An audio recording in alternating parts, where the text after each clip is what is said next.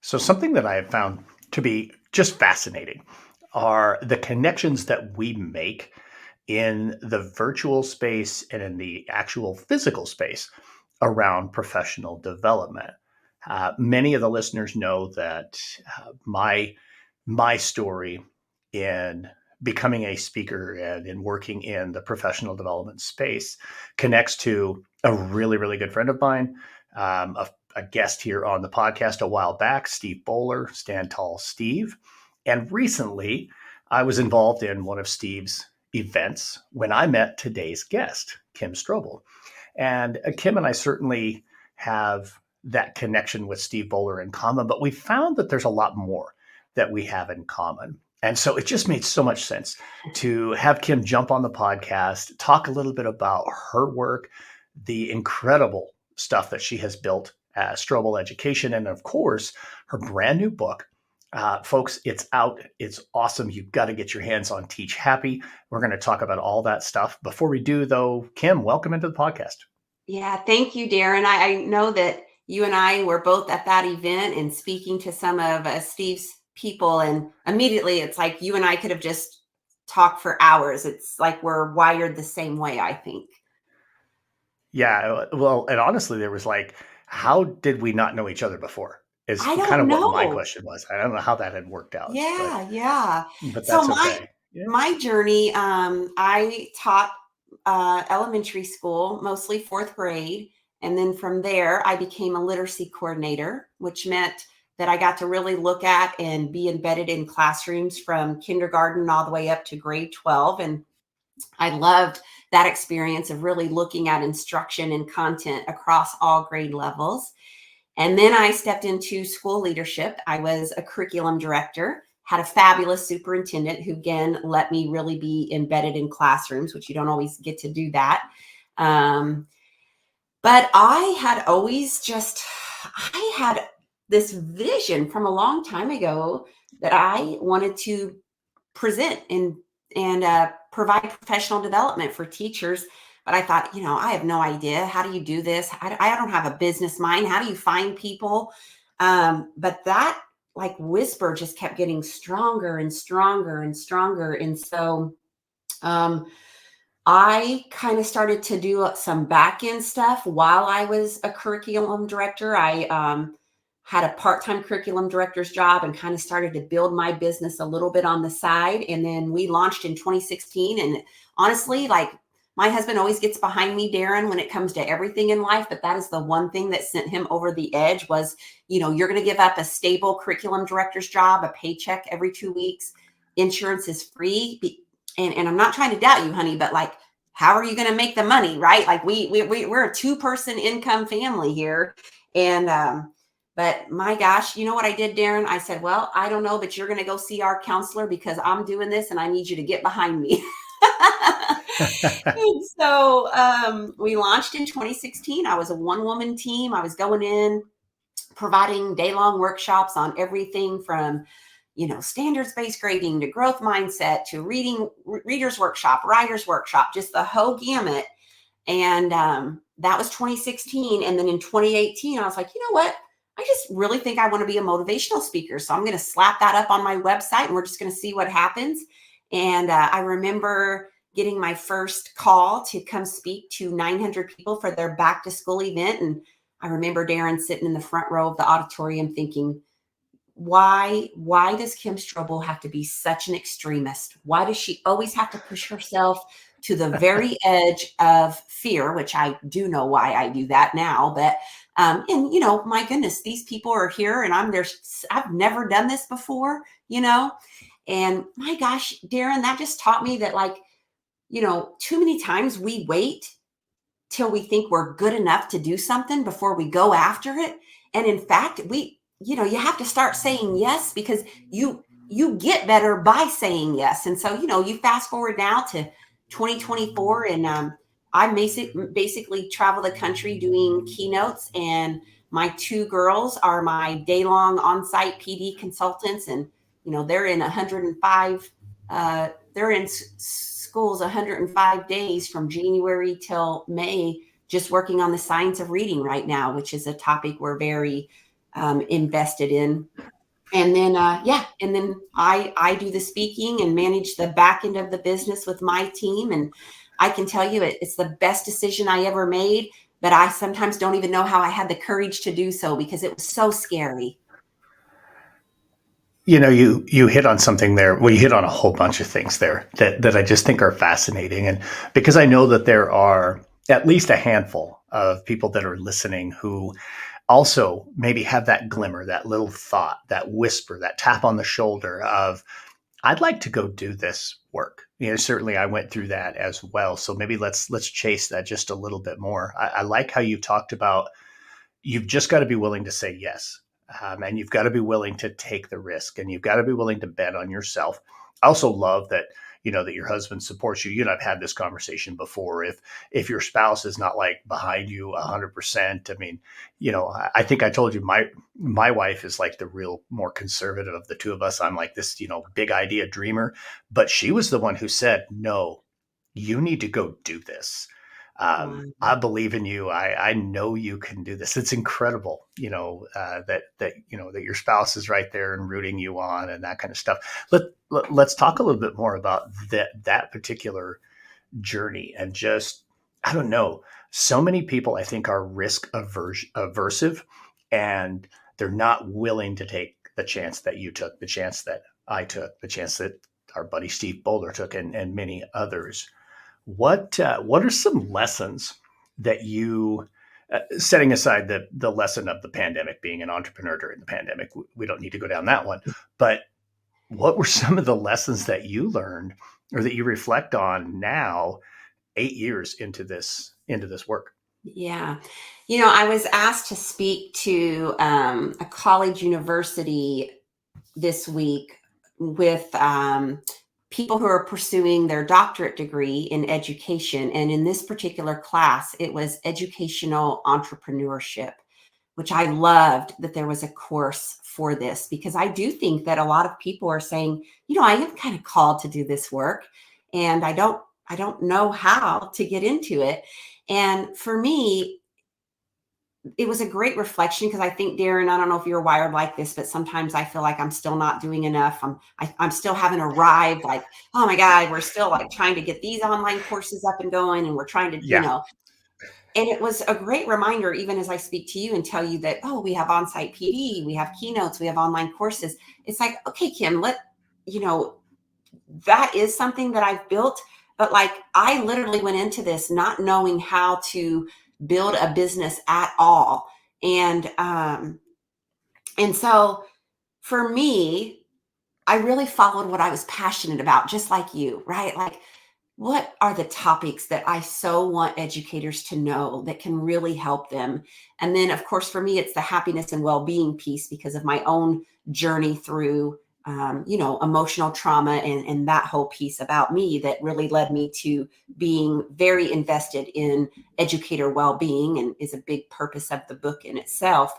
But I will also say this, Darrin, so I've grown a successful business, but I am still making mistakes. And I have made a lot of mistakes. And that is just like, you better just be prepared to know that is part of the entrepreneurial journey. You're not going to make the best decisions all of the time. You're constantly trying to say, do I invest in this? Do we do this marketing team?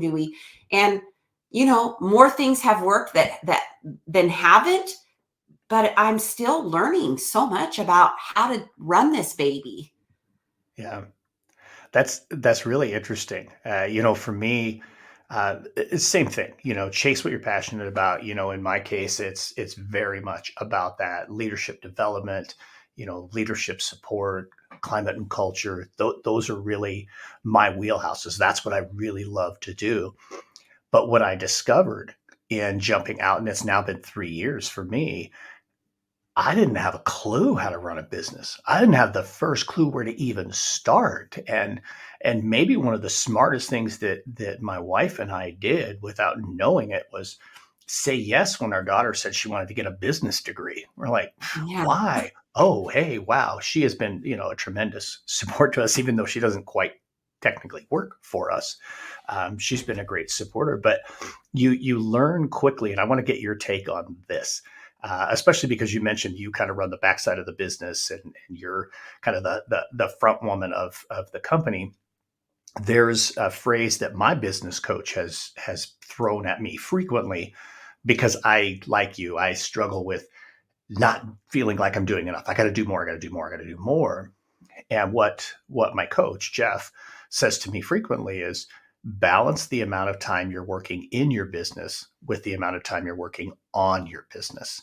And when you take this step, when you make this leap and discover, hey, I'm now a business owner, you better understand the balance between the two. And I see you shaking your head like, yes, yes, yes. So just run with Yeah, that. I want to hear, give me an example of how you've utilized that in your business.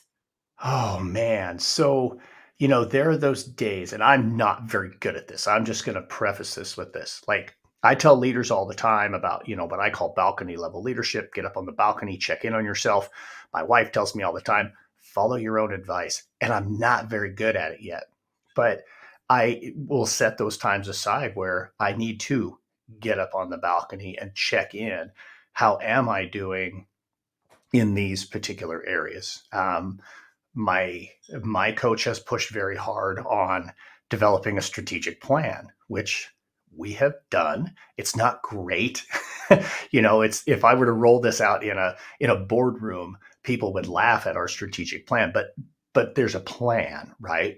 And Mhm. so it's taking that time to kind of take that step back and say, okay, this quarter we're focused on getting our CRM up and running and feeling like we understand how that works. And in the next quarter, we're taking a real deep dive into those next steps. Like, you have this beautiful, beautiful selection of courses and all that kind of stuff that's coming for me. But I have to take the time to really think about those things, Yes. as opposed to just being working direct with clients. So I don't know. Yeah. That's You kind of know, where I'm at with it. and that it's such an evolvement. And one of the things I had to do, Darrin, was I had to learn to let go of control, right? Like, yes, I could be in schools providing day long PDs, but my schedule would be completely crazy. And yeah, so, am I missing out on income there because my girls are going into the field instead of me? Yes, I am. But that allows me to be able to work, on the business, on the back end of the business a lot of the time. And so I've had to learn to delegate, which was huge. And the other thing is, I have purposely, strategically placed people on my team who have the opposite skill set of me, because sometimes I have shiny object syndrome. It's like, oh, now we're going to do this. Oh, now I want to launch this course. Oh, I'm super passionate about leadership right now. I think we needed to create the Leadership Academy. And so my Emma, who is like my co-captain, who's my project manager, who really truly runs all the back end stuff and keeps Kim Strobel in line. That's what she's constantly doing. She's constantly pulling me in and say, hey, Kim, you said your vision this year was that we were going to get super clear about the things that we're currently doing, and we're going to make sure we build the SOPs behind those systems. So I'm going to push back here and say, look, I know you're excited about that idea, and yes, maybe we can put it on the agenda for next year, but let's go back to our intention for this year. And so because I'm the visionary, just like you said, Yeah. I got visions. I'm going to change the world. I'm going to do all, and I have to be reeled in all the time. Okay, Kim, if Yeah. you're really going to do that, then let's reel you back in and get you back on solid ground here. Oh, absolutely. I know, right? And that's what you have to have. And I think so often, people will look at the work that you're doing, the work that I'm doing, and they're like, "Oh man, I want to do that." And it's so glamorous, and yeah, sometimes you're traveling to really cool places. I was in Times Square just a few weeks ago.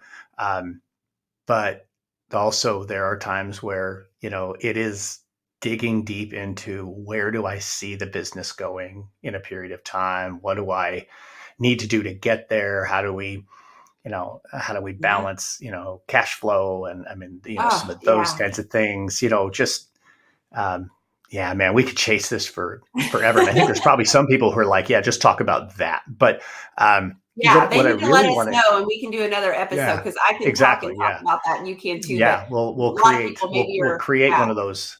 education entrepreneur podcasts. That's what we'll Yeah. do. So actually, that would probably be really, really good. People would It probably is love that. something, Darren, Yeah. that I when I spoke to these, students who were anywhere from age 22 to age 62, I didn't know how passionate until Monday night when I spoke to them, how passionate I am about educational Yeah. entrepreneurship. And in fact, Yeah. Malik is one of the guys who is a coach, and he's really wanting to get into mindset coaching with athletes. And I was telling him to look you up. I gave him your information. I was like, look and see what this Yeah. guy's doing, because he's kind of knocking that out of the ballpark. He's where you want to go. Yeah. So Yeah. Oh, absolutely. Yeah. And there's the thing about that educational entrepreneurship is there's so much work and so many problems that we can all help solve.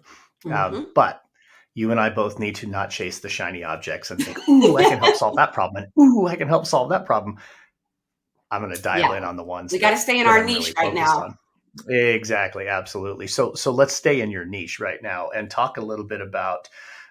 We can go in one of two directions, and I'm going to let you kind of choose your own adventure here. You've talked about obviously happiness and wellness with educators being such a passion of yours, but you also mentioned that your team right now has really taken a deep dive into the science of reading. So Mhm. whichever path you would like to Oh my take gosh, here, here you are. let's He's let's challenging talk. me right now. We can hit He's them both if you want, I I mean, we know. really See, this is can, what but he's like. Well, we're going to see if you follow both of these. I'm pitching both of them to you. Okay. Well, I can talk briefly about the science of reading and why I am crazy passionate about this. I've always been interested in literacy as a teacher. It was my absolute passion. I was constantly learning from others about how to teach reading.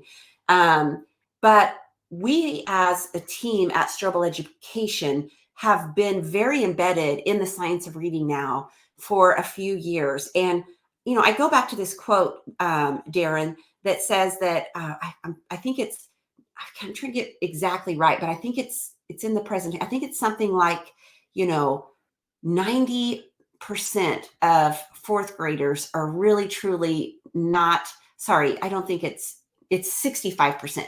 65% of current fourth graders are not reading proficiently. 65%. But here's, Jeff, the other statistic is that what we know from how the brain learns to read now, 95% of students can learn how to read. And that is, so our online course is a 12-hour course that we have like 17 school districts who since January are enrolled in, because this is a complete flip from everything I was taught as a teacher for how to teach reading. I was taught the 3 cueing system for teaching reading. That is still in almost every curriculum that all of us are using. We're still using, Mari Clay's 3 cueing system, asking them, well, what does the word start with? How does it sound? That doesn't work. And so the issue is we have curriculum materials and we've been schooled in this one way of how to teach reading. And now we know from the brain research that there's a very systemic way that brains learn to read, and every single brain learns to read this way. And so how do we do that? How do we now switch from, the whole based learning approach to reading to structured literacy? And structured literacy has very key components. And one of those, Darren, is phonics and phonemic awareness. And I can tell you, as a fourth grade teacher, I didn't know one thing about how to teach phonics, but I had 10 students in my class who were still over on the island of decoding, not knowing how to read, and they needed phonics instruction. But as their fourth grade teacher, I didn't know any, because that's like a first grade teacher's job. And so this really walks them through exactly how we start to implement structured literacy in our classrooms. And wow, that statistic, 95% of kids can learn to read, and they all learn to read the exact same way. And here's how. man, that's powerful. That is just so powerful. You mentioned the statistic around 65% of fourth graders, are unable to read.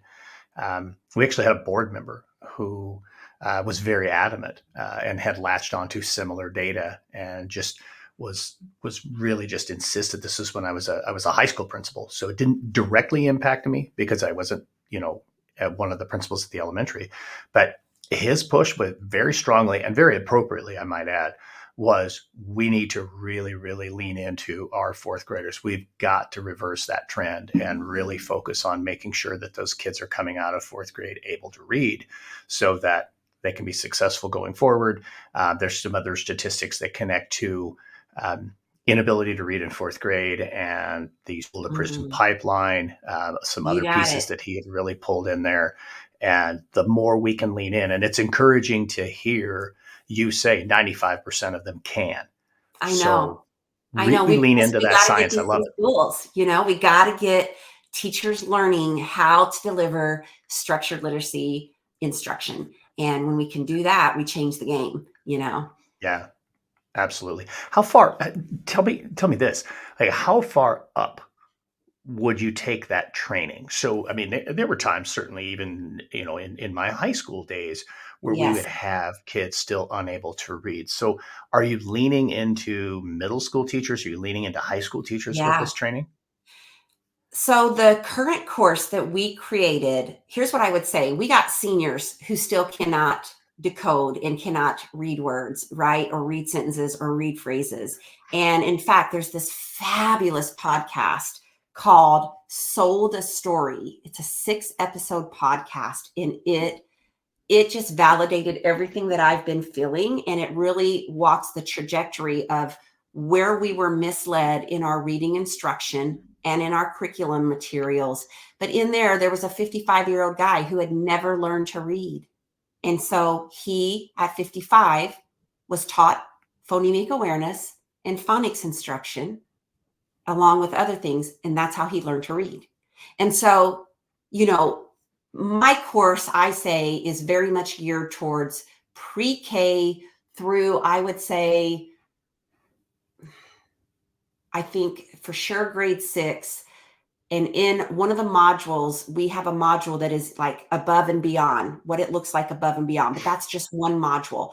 I would say anybody listening to the course is going to glean information, but as a team, we've talked about, okay, now let's create the course that is for grade 6 through 12 that has to do with science of reading, that is very zeroed in on that. But for the most part, I mean, yeah, we're going to adjust a few things, but you still have to understand sound letter, correspondences, and you have to understand diagraphs and blends and patterns and vowel patterns. I mean, it's all the same, right?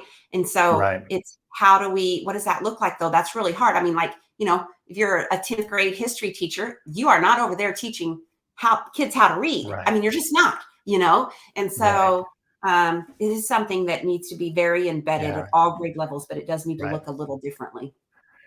Right, but I think, having been a middle school and high school teacher, and content area was science, so certainly I would have kids that at different times that were, unable to read.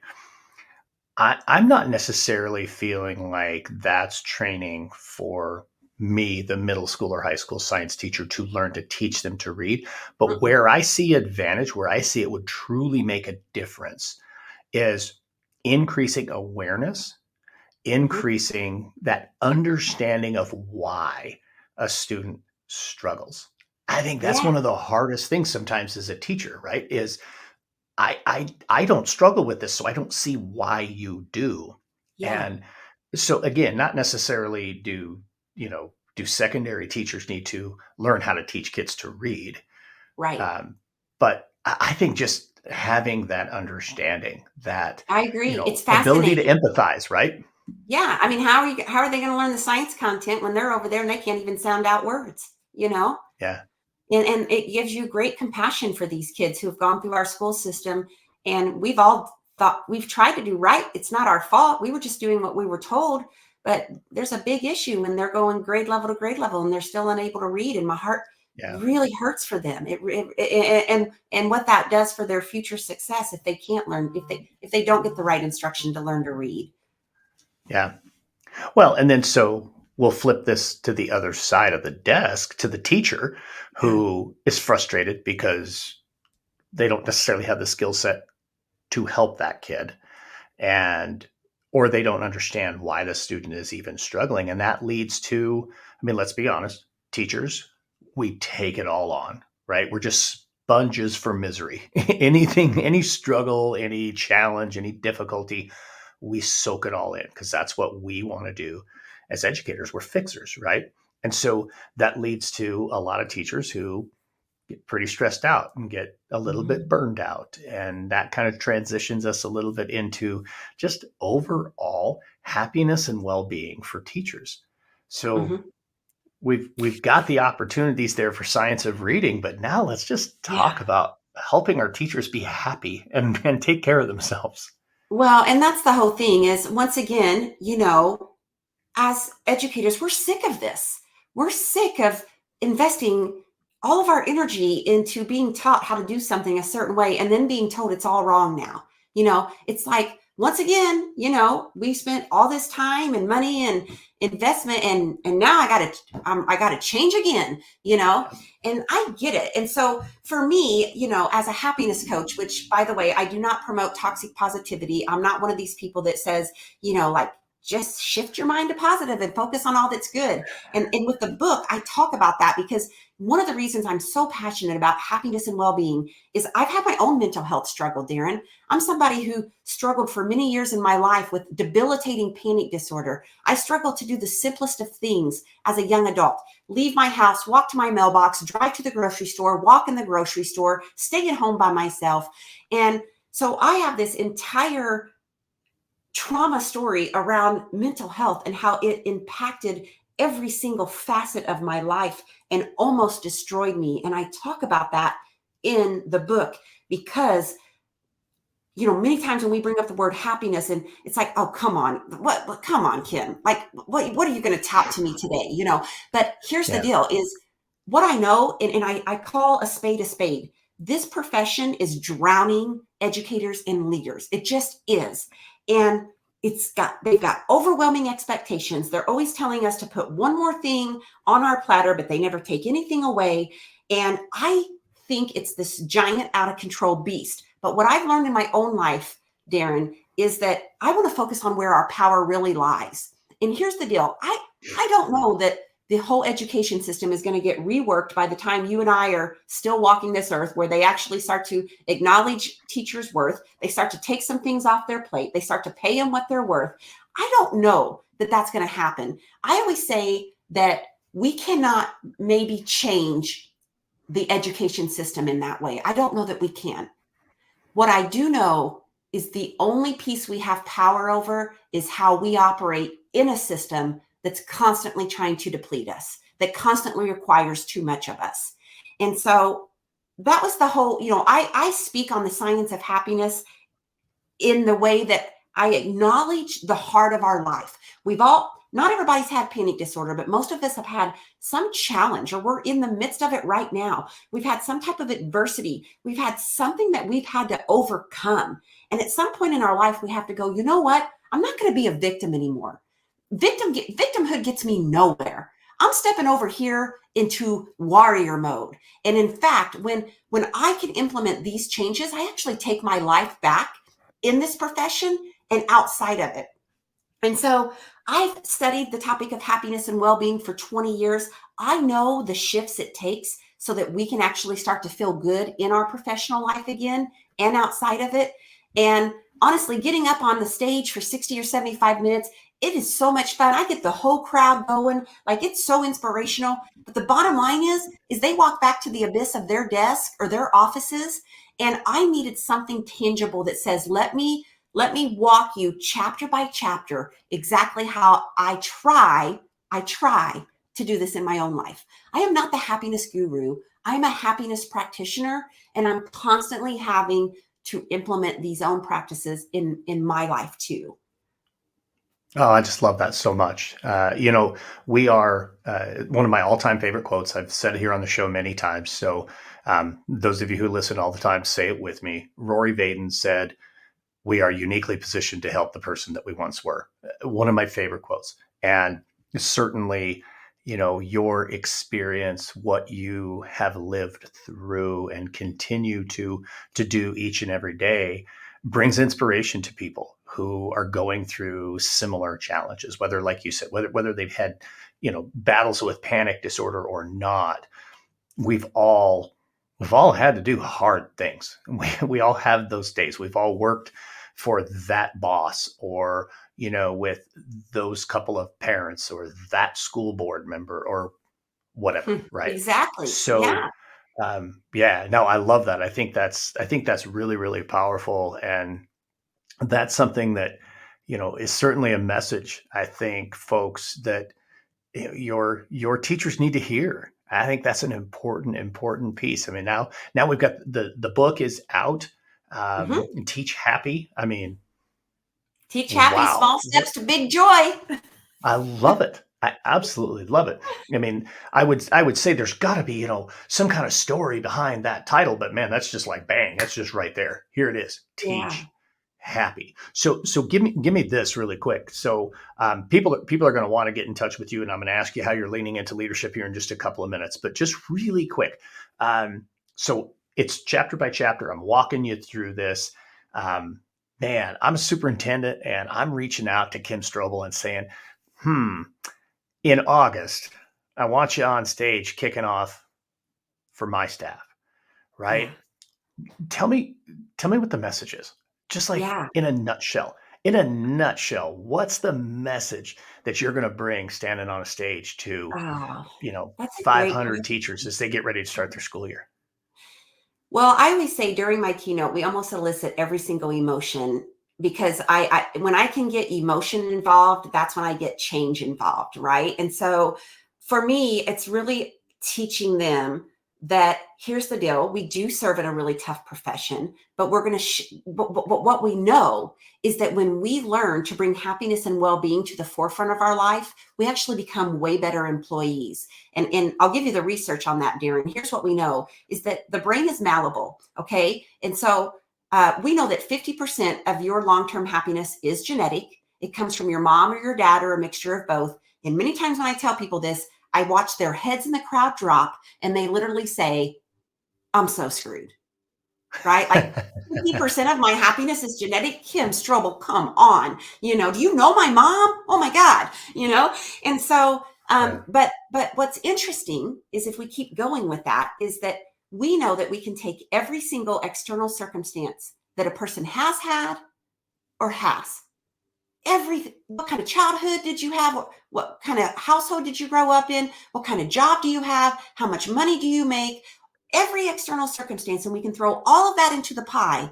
And the research says that that only accounts for about 10%, Darren, of our long-term happiness. But if you're like Kim Strobel, you let some people, you let some school board members, you let some parents steal way more than 10% of the pie for way too long. But to me, it's empowering. It's like, okay, so that's where I get to take my power back then, because that's me needing to rewire my brain and to have a set of happiness habits that gets me out of that darn gutter quicker. Because I don't want to lose myself. I don't want to let a job steal my joy, or people or parents or anybody else steal my joy. So how do I get control of my brain?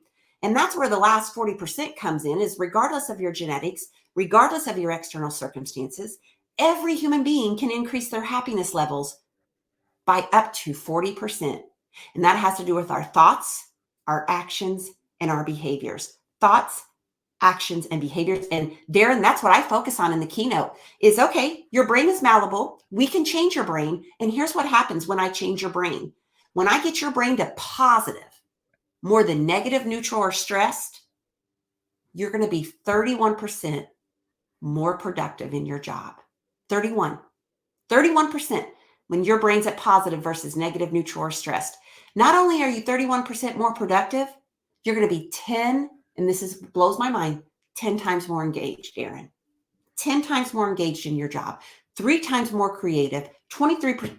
The statistics are astounding, and the research is so vetted on this, which is why we have to start putting employee well-being at the forefront. If we want systemic change, if we want to change how we operate in our schools, how we show up as educators and teachers and leaders, we do have to learn that happiness habits and putting that at the forefront of our life is going to change every single lever. Love it. Love it. That is Can just you tell this I'm man. It's crazy just about this? I ah, could talk. yeah, I'm just man, so the full of passion. energy. Ooh. I know it works. I've done it in my own life and it works. I love it so much, and there's clearly so much passion behind that. Um, Folks, make sure you're grabbing a copy of Teach Happy. You definitely want to be checking that book out and checking out Kim Strobel. Kim, we're at that point in the show where I'm going to ask the same question I ask everybody else who comes here onto the Leaning Into Leadership podcast. Man, you've brought so many wonderful things, so many gold nuggets in leadership and mindset today. But I'll still go ahead and ask the question. Kim Strobel, how are you leaning into leadership right now? That's okay. So here's how I'm leaning into leadership. We've been getting requests for leadership in the way that many new principals are getting hired and their superintendents are feeling like they need help. Do you offer a workshop? Do you offer coaching on coaching new principals? And so we have that experience, but it's not something that has been at the forefront of my mind because I've been so focused on these other areas. And what I'm finding is that's the work that I think we want to do next is like, how do we really support these new administrators who literally are coming in and have zero experience and all that they're going to face? How do we equip them so that their first couple years gets them on solid footing so we don't lose them, so that they don't check out and say, no, I'm not doing this, and now we're going to have to replace them again. And so that's kind of making me like revisit my own leadership skills and figuring out what those pieces might look like, which is totally, I know, your jam. I might have to reach out to you Yeah, for some of 100%. those pieces as well. But I don't know. I feel enthusiastic about this because I feel like if we can give them the supports they need, then we really do set them up to be so much more successful the first couple of years when they're getting their footing.